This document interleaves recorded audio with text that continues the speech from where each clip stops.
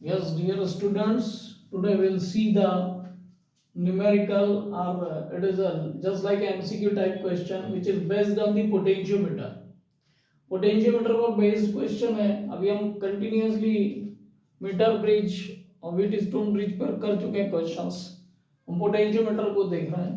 तो in the circuit A 4 wire potentiometer is made up of A 400 centimetre long which extends between A and B. This is A and B. The resistance per unit length of the potentiometer wire is R equal to 0.1 ohm per centimeter. If an ideal voltmeter is connected as shown with the jockey J at 50 centimeter from end A, the expected reading of the voltmeter will be. अब इस circuit में हम देखें तो हमें volt meter की reading निकालना means electric potential major करना है अक्रॉस एजे. अब अक्रॉस एजे हमको मेजर करना है तो इस सर्किट में करंट कितना फ्लो हो रहा है वो मेजर कर ले और रेजिस्टेंस हम मेजर कर ले. हाँ, तो रेजिस्टेंस मेजर करने के लिए यहाँ पे रेजिस्टेंस हमको दिया है ना. टोटल रेजिस्टेंस हम पहले कैलकुलेट कर लेते हैं. Total resistance of the potentiometer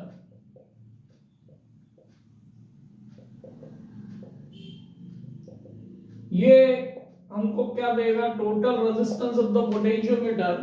तो यहां पर देखें मींस अब दिस टोटल कंप्लीट सर्किट की बात कर रहे हैं. तो उसके पहले हम ये निकाल लेते हैं कि भाई 400 ओम 400 सेंटीमीटर का रेजिस्टेंस है.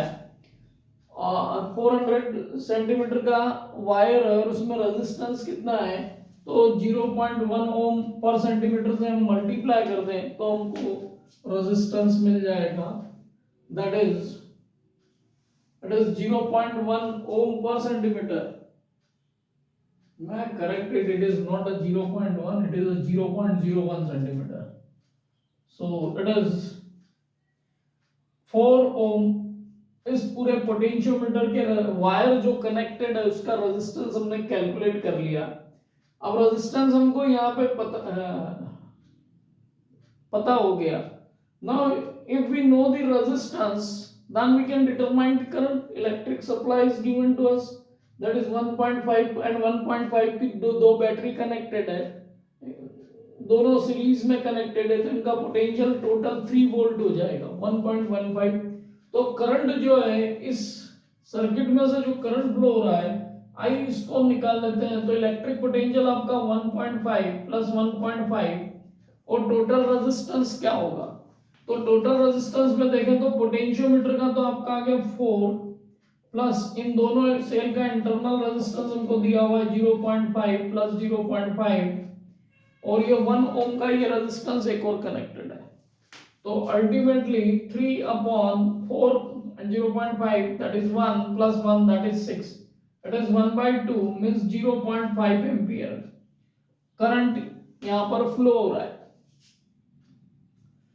अब हमको करंट मिल चुका है तो करंट इसमें से इस में से कितना फ्लो हो रहा है. तो करंट अब हमको मिल गया. करंट इस सर्किट में अब जो फ्लो हो रहा है दैट इज 0.5. इसके क्रॉस जो वोल्टेज होगा जो इलेक्ट्रिक पोटेंशियल होगा वो वोल्टमीटर मेजर करेगा. तो यहां पर हम देखें कि तो the voltmeter reading will be given by the resistance and current. तो 0.5 into RAG. J यहां से यहां तक का ये आपका 50 सेंटीमीटर का है. कितने का है 50 सेंटीमीटर का. और हम ले सकते हैं कि 0.5 into 50 into 0.01